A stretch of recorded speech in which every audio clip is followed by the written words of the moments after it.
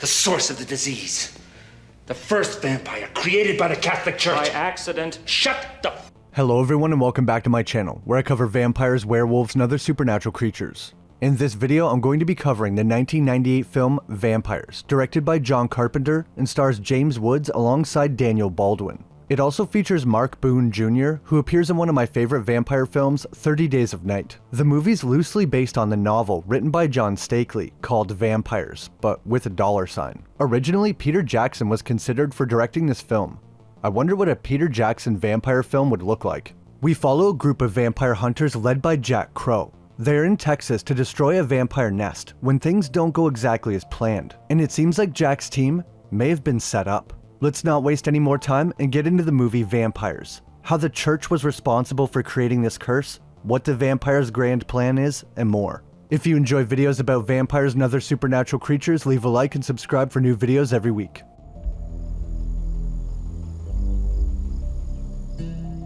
The movie begins with the group of vampire hunters checking out a house in New Mexico, a possible vampire nest. They scope the place out first and then gear up. Their gear looks quite professional and they're very well equipped. There's a priest with them as well. The leader, Jack Crow, addresses the group before they go inside. He says they have a possible vampire nest, at least 6 goons, probably more. Rule number 5, if you find the nest, you find the master. They usually won't leave it on its own. Goons are what they call the lower vampires. This shows us that there's some kind of hierarchy in this vampire society. They start by trying to open the front door, but it's locked. They cut a hole in the door and someone has to stick their arm into the vampire nest to unlock it. Someone volunteers to go first, but Jack says, "It's my turn." He sticks his arm through and scrambles for the lock, but gets it without any problems. I feel like they should probably get a better tool for this. You might be thinking, why don't they just kick the door down? But they're trying to be as quiet as possible. If they wake the entire nest, they will have a real problem on their hands. They open the first door and get quite a surprise. False alarm. It's just a dead body, and it looks like it's been here quite a while. They make their way through the rest of the house and find a door that leads to the basement, a great place for vampires to hide.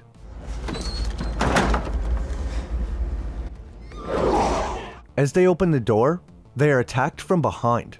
Just one vampire at first, but then they are ambushed by more. They kill the vampires by staking them, then hooking them up to a winch and dragging them out into the sunlight. These vampires are extremely hard to kill. Almost no amount of physical damage will put them down. This vampire gets a stake right to the forehead and it doesn't seem to bother him at all. The goons have pale skin, 2 fangs, and seem to be almost completely feral. We never see a goon speak or act human in any way. They also don't seem to have superhuman strength or speed of any kind. Even after being staked in the heart, this vampire is still screaming when it catches fire in the sun. They don't just catch fire in the sun. They go up like a Tesla battery. Their whole body ignites instantly and it kills them within a matter of seconds. The flames are so powerful it's like a blowtorch. The priest is a bit shocked when he sees one burn up, but not as surprised as he should be. This immediately led me to believe that he does know of vampires, but may have never seen one in person. He says a prayer over each body as they are dragged out of the building and burned. Nothing like a little head, eh, Padre? By the time they are finished, they killed 9 goons and their skulls are lined up nicely on the hood. Everyone is celebrating a job well done. But Jack has something on his mind. He says, "No master." The men offer to check the house again, but Jack says he's not there. This is extremely odd, but they don't know what else to do, so they leave. When they are driving away, we see hands burst from a grave near the house. That's why they didn't find the master. He was buried outside. He must be quite smart, and knew that if hunters came, that he would be safe if he wasn't in the house. Hopefully he won't seek revenge for his nest being destroyed. They are staying at the Sun God Motel. Inside, we see them having quite a party and enjoying themselves. I thought it was a celebration for a job well done. But a police officer says that he's been running girls and buying all the liquor up in the town for 2 weeks. When are these guys going to leave? That's when Jack says, "We'll be out of here tomorrow." The fact that the police are also looking after these vampire hunters shows us that they're very well connected and must work for a very powerful organization. The father is curious about the master. Where could he have went? He could be anywhere by now. Jack is stumped and says, "Why would he run though? It's not like he knew we were coming." The party begins to escalate, but a mysterious figure arrives at the motel. This is definitely the master vampire, and he looks much different than the goons. Calm, and very well dressed. He sneaks inside and starts by feeding on one of the women from the party. He hides on the ceiling and surprises her when she enters the room. Once he bites her, she goes into some kind of trance, unable to fight back. Once the master is finished with her, he makes his way to the room where the party is going on. One of the hunters opens the door to leave and is greeted by the master. He looks extremely large and imposing. He sticks out his hand and stabs it straight into the man, then viciously cuts the man in half with one swipe. He then continues to tear through the party, killing people left and right. Another hunter grabs a machine gun and empties the whole clip into the master. It does absolutely nothing. Jack also starts shooting the master, but he opens up his arms almost like he's welcoming the bullets. Jack dives across the room trying to get his crossbow, and when he does, the master looks right at him and says, "Jack Crow." He's now extremely confused at how the master would know his name. Jack Crow. This separates the master even more from the goons. Much stronger and clearly much more intelligent, even capable of speech. The master is about to kill Jack when the father appears with a gun to save him. He does successfully save Jack by shooting the master in the back, but the master vampire does him pretty dirty, let's just say that. The gore in this movie looks good, and it's used at just the right times, so it surprises you. After the master kills the priest, there's only 2 people left alive from the entire party, Jack and another hunter, Anthony. They run out of there and find the girl that the master bit when he first arrived. At first, Jack is going to leave her behind, but changes his mind and says, "I can use her," and gets her in the vehicle. They speed away as fast as they can, but somehow the master catches up. He must have turned into a bat or flown to catch up to them in a speeding vehicle.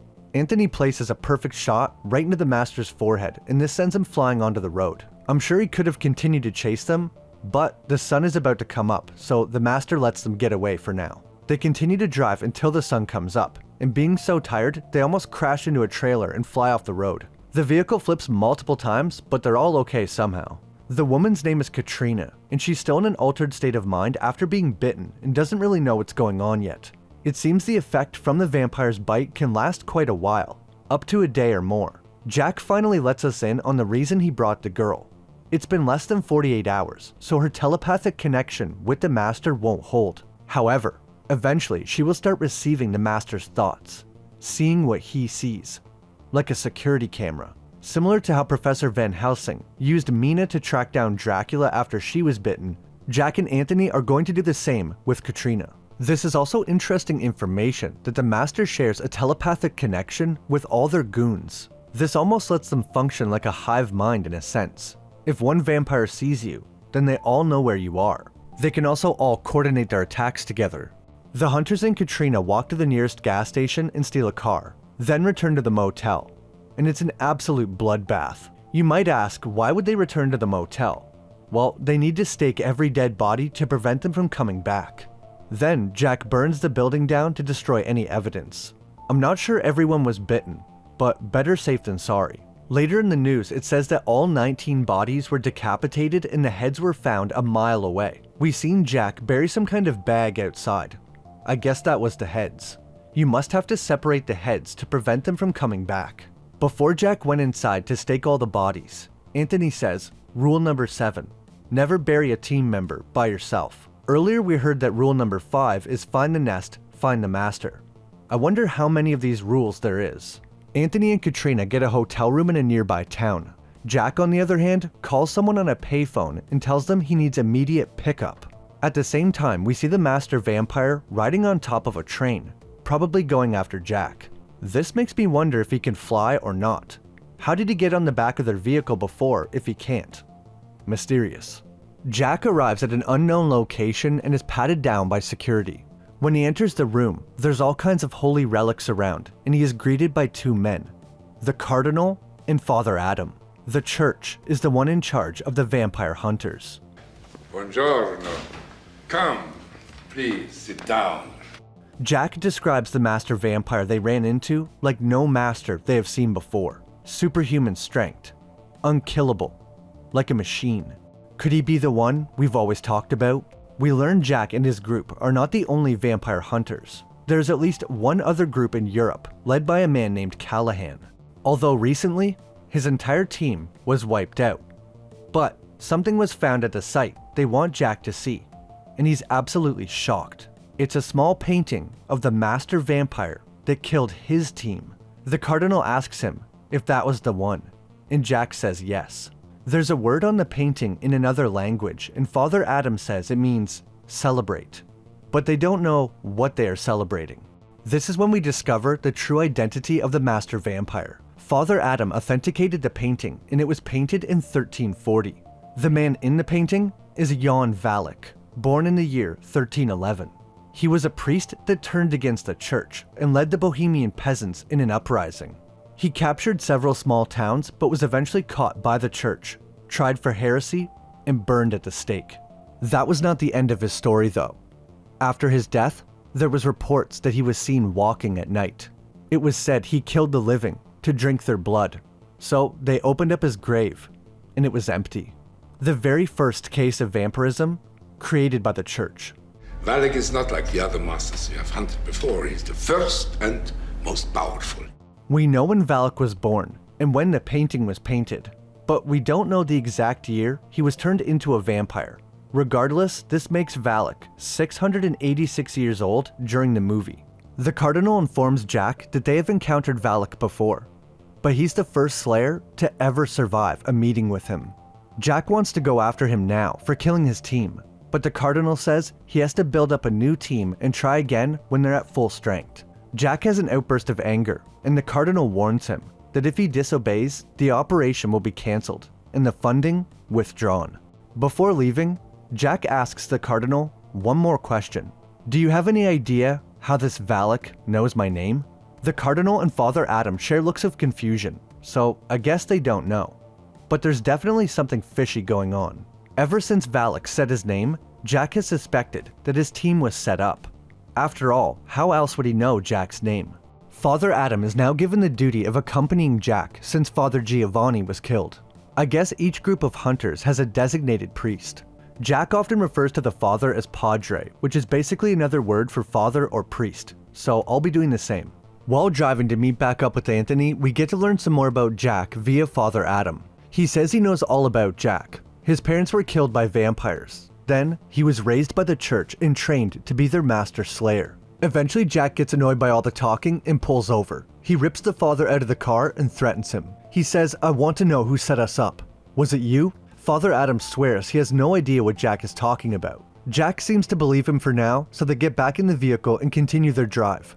Padre has only ever studied vampires, never been in the field, so Jack has to educate him on what it's really like. He says, forget everything you've seen in the movies. Sounds like Blade. Crosses and running water don't do dick, so forget what you've seen in the movies. Anyway, Jack says they don't turn into bats. Well, that answers my question from earlier. Crosses don't work, garlic doesn't work. He says the only way to kill them is a stake to the heart or sunlight. But I think decapitation would also work. Jack shares his personal hunter map with the father. It shows all the vampire encounters in the United States as far back as the 1800s. He says, look at the southwest. You see the spiral pattern? If you time sequence all the encounters, you get a logarithmic pattern, ever widening. It's a search pattern. They're looking for something. He has an idea what they may be looking for too. When he was young, he heard stories. Something about a black cross, about vampires walking in the sunlight. They keep their numbers low, live in small bands, and the real world never catches on. Anthony is back at the hotel watching over Katrina and explains to her what happened. That she's been bitten and has a connection to Valak. He's not sure if they can save her, but if they can kill Valak before she's fully turned, there's a chance. This is similar to some vampire stories such as Fright Night, where if you kill the master vampire before someone is fully turned, then they'll go back to human. Anthony fills us in on some information about the vampires as well. The way they've been able to survive so long is by keeping their numbers low and living in small bands. That way the real world never catches on. Anthony tells her she needs to eat some food, and if she doesn't, the turning process will happen faster. That's pretty weird, but for some reason if you starve yourself, this will cause the vampire virus to accelerate. Katrina asks for a shower and then tries to escape through the window. She's beginning to have visions of what Valak is seeing. Anthony has to pull her back into the hotel, and when he does, he cuts his arm on the window. When Katrina sees the blood, she can't help herself and bites him. Anthony is now infected too. He hits Katrina and knocks her unconscious out of anger and bandages his arm.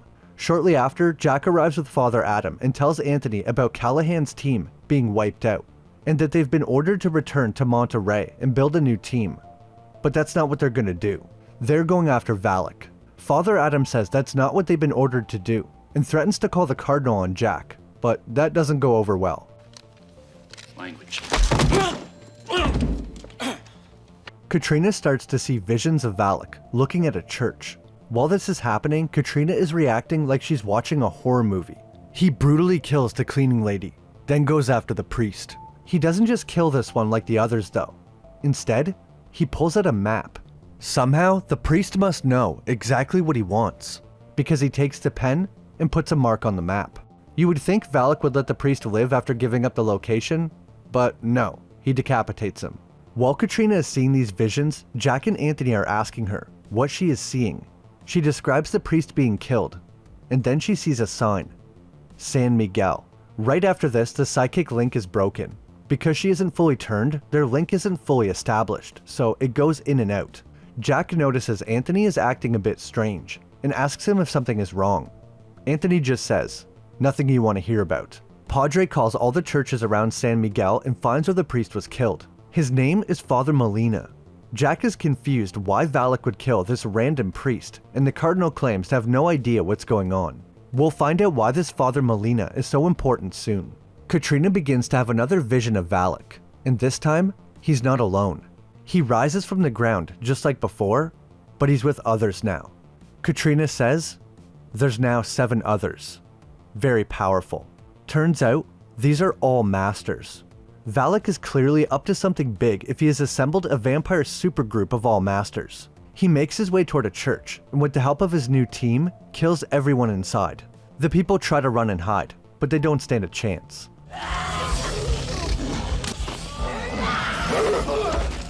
This is when Jack decides he's finally had enough of the church's lies. He knows that they know something. He pulls Father Adam aside and tells him, you better tell me what's going on, or I'm going to start cutting on you. Father Adam thinks Jack isn't capable of such things, because he's a holy man. But he's about to find out he's very wrong. Jack grabs his hand and cuts it with a knife. While the father is writhing in pain, Jack tells him, my father kept a secret once. That secret was, he had been bitten by a vampire. By the 5th night, he started to turn, and attacked my mother. Then he came after me. I killed my own father. I got no trouble killing you. He pretends to stab him in the stomach, and Father Adam finally gives in and tells Jack the truth. They know what Valak is looking for. It's an ancient relic called the Cross of Berzier. You know the story of Valak being tried for heresy and burned at the stake? Well, that didn't happen. This is what really happened. The church didn't find him guilty of heresy. Instead, they said Valak was possessed by demons. He was taken to a town south of France named Berzier. There, an exorcism was performed, using an ancient, forbidden form of a ceremony. It was long and very brutal. Then something went wrong. The accounts are confused, but they refer to an inverse exorcism. The body is destroyed, but the possessed soul remains. The exorcism transformed Valak into a creature whose body is dead, but lives on. A vampire. Father Adam specifically says the possessed soul lives on. So Valak is still currently possessed by some kind of demon. That must be what makes him so much stronger than all the other vampires. I'm surprised, since Valak is possessed by a demon, that crosses and holy water have no effect. Father Adam continues, the stories you heard about the Black Cross are true. It was used in Valak's exorcism, then taken back to Rome. It's known as the Berzier Cross. It was later shipped to the New World and moved over the years from one Spanish mission to another. Its exact location was kept secret even from the Vatican. For hundreds of years, it was lost. Until recently, when Cardinal Alba discovered the name of the only living priest who knew the location of the cross, Father Joseph Molina. The guy who marked the spot on the map then had his head cut off. The reason Cardinal Alba came to the United States at all was to find and recover the cross, almost as if he knew Valak was looking for it. The church definitely still knows more than they're letting on, or at least Cardinal Alba does. While they are talking about this, Valak walks into the church and finds the cross. Well, that's not good.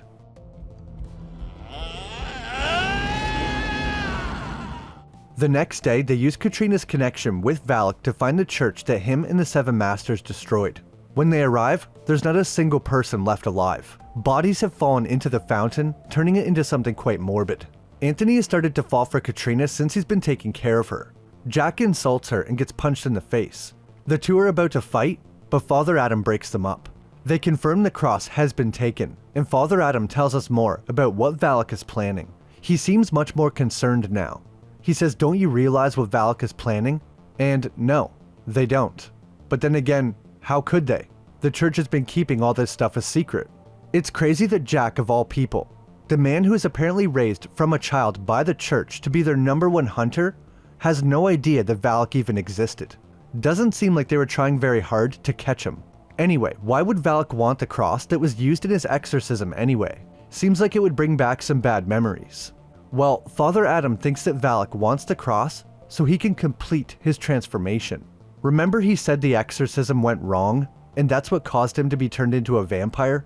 It seems like what happened was they performed the wrong ritual, and that ritual was never fully completed. Apparently that's why Valak is weak to sunlight. It's a side effect of the incomplete ceremony. For over 600 years, he has tried to find a way to walk in the daylight, and he's finally figured out how. At first, Father Adam was hiding this information, but now that Valak has the cross, his tune has changed. He says they need to stop him right away. He cannot under any circumstances complete the ritual. Able to walk in the sun, unstoppable, unless we stop him. They again use Katrina's psychic connection to find the master. They drive past a sign, and she confirms that's where he is. They arrive to the small town, and it looks completely abandoned. It's like everyone just disappeared.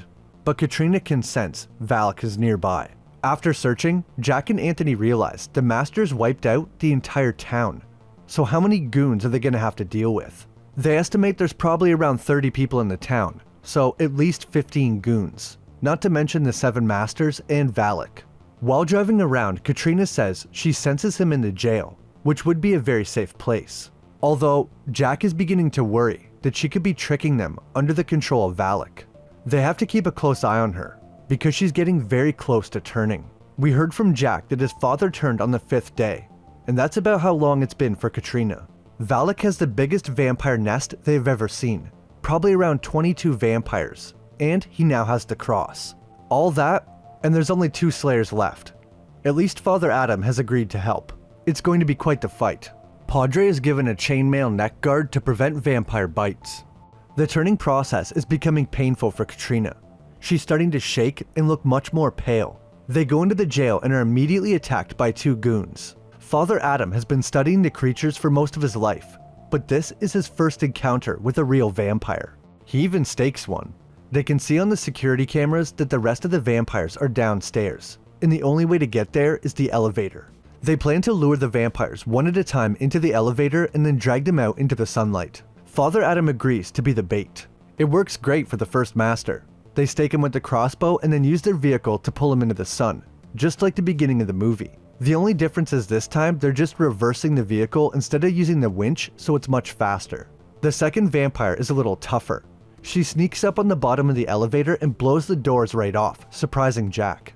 They stake her, but when they try to pull her outside, the vampire is so strong, she holds onto the wall and the steel wire snaps. Father Adam says, "I didn't know they could do that." And Jack says, "Neither did I." So this pretty much confirms that most vampires don't have supernatural strength. This must be rare even among masters. These 7 masters that Valak assembled must be the oldest and strongest in existence. Jack says something interesting to the father. He asked if he was bitten or scratched. I guess that means it's possible to be turned by even a scratch. That would explain why he had to stake and decapitate every body from the party. They've only killed 2 vampires and the sun is already setting. Jack wants to go back inside, but Anthony says, "Rule number 10, Jack. You can't kill a master at night." This does seem to be true, because they never fully killed a vampire with a stake. They always have to use sunlight.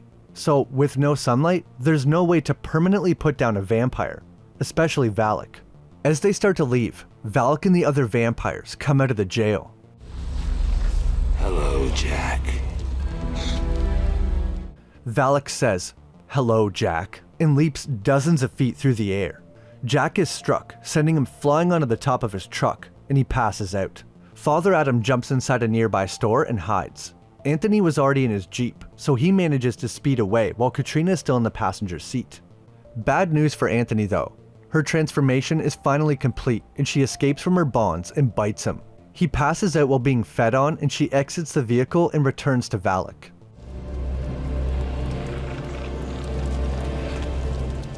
When Jack finally wakes up, he's tied and greeted by the Cardinal? I knew there was something off about this guy. He explains that in his old age, he's begun to fear death.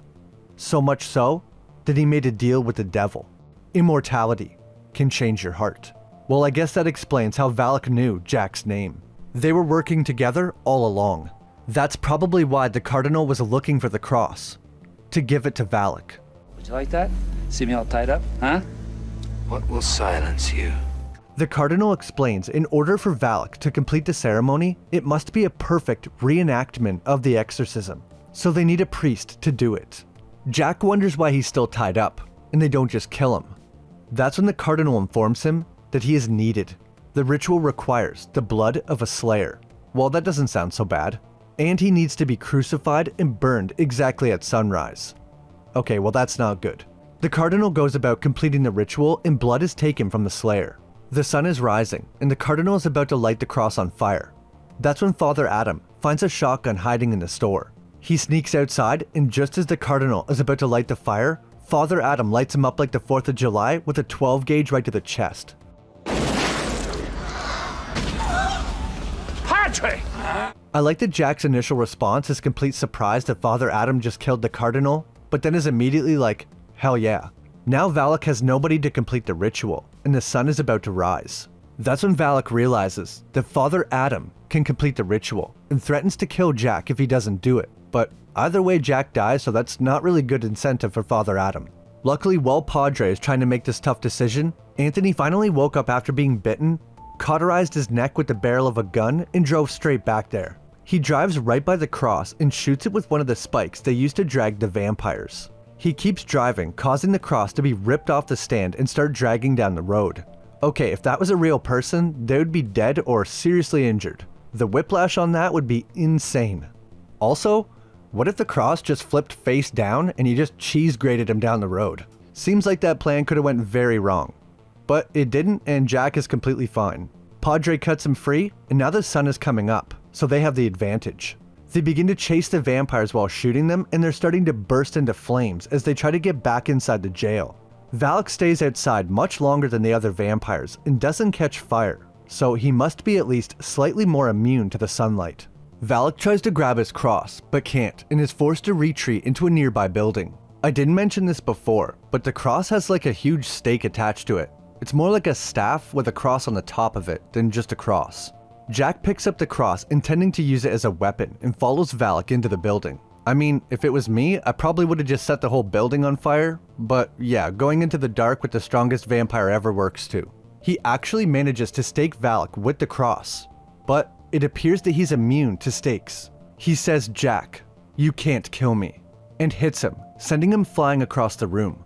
Valak is still the only vampire we have seen speak. Up until now, he only spoke a few words, but he does speak full sentences. When he is stabbed, we see that his blood is black. He is the only vampire we see with black blood. This could be a side effect of his immense age, and his body dying. This reminds me of the vampire Eli Damaskinos from Blade 2. He was also an ancient vampire and had black blood. While Valak is pulling out the stake, Jack sees the roof is held up by one beam, so he tackles it, causing part of the roof to collapse. This allows sunlight to shine through the roof, and the combination of being staked and the sunlight does kill Valak.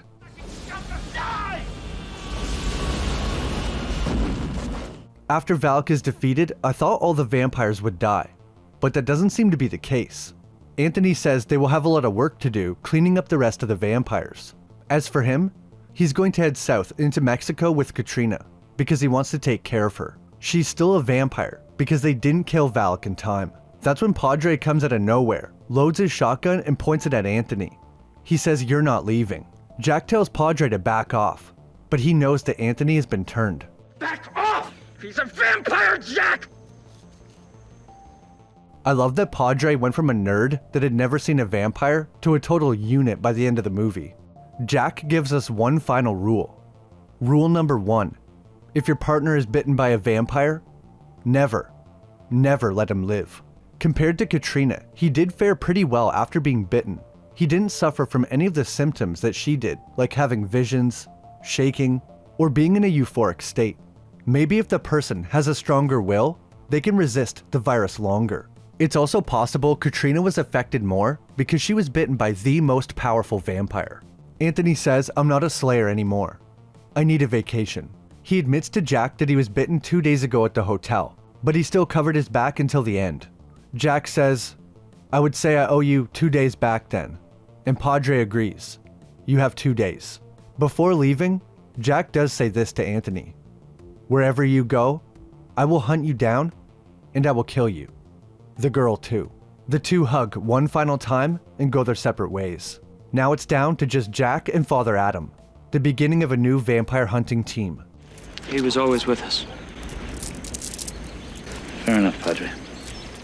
I want to take a minute to talk about all the different kinds of vampires. First of all, I wonder how you become a master vampire. Presumably they all start out as goons and, possibly with age, grow more powerful and become a master. In the book, humans that have been bitten but not fully turned, such as Katrina, are not goons. They are known as thralls.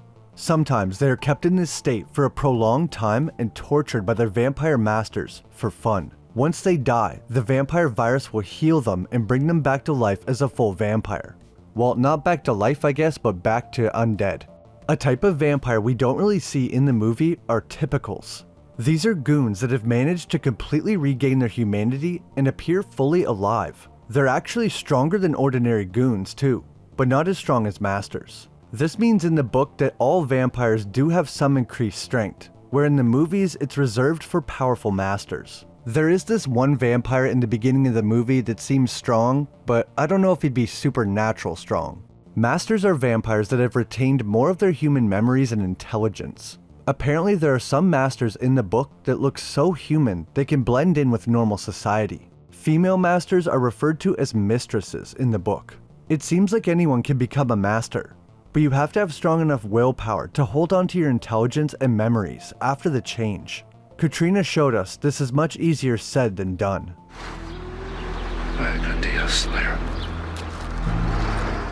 That's my video on John Carpenter's Vampires. This movie was actually the last profitable film that John Carpenter ever directed. I've always liked this movie, but I honestly forgot how good it is. The story is really interesting, the characters are fun, the gore is used really well. If you haven't seen this movie, I 100% recommend it. I especially liked the idea of an exorcism gone wrong being the reason vampires were created. That's a pretty unique origin story that I haven't seen done before. I also like that they found a cool way to incorporate his origin into the story. It wasn't just some side thing. What do you think of this movie? I think it would probably rank in the top 15 vampire movies of all time. As far as those vampire hunting rules go, I'm assuming there's 10. But we only learn rule number 1. If your partner is turned, don't let him live. Rule number 5. If you find the nest, you find the master. Rule number 7. Don't bury a team member alone. And rule number 10. You can't kill a master at night. So that leaves rules 2, 3, 4, 6, 8, and 9 as mysteries. I'm not going to give it away yet, but I'm really excited for my next video, so I hope you all enjoy. All I will say is it has to do with angels and demons. Also, I just started working with an editor, so I'll be uploading more often. I just put up another video on my second channel, Cogan Lollins Extra. I try to upload videos there that still interest me, but are not supernatural creature related. If you're interested, it's a video about the movie Mother/Android. I will put the link in the description below. It would mean a lot if you checked out the video and dropped a sub over there as well. If there's any other movies or TV shows you want me to cover, leave them in the comments below. If you enjoyed, leave a like, and subscribe if you haven't. It helps out a lot and I really appreciate it. As always, an extra big thanks to my members for supporting the channel. It means a lot. I have multiple members that have been with the channel for over a year now, and that's amazing. I don't know what else to say other than I'm spoiled to have such a good community that watches my content. Thank you so much for watching, and I'll see you in the next video.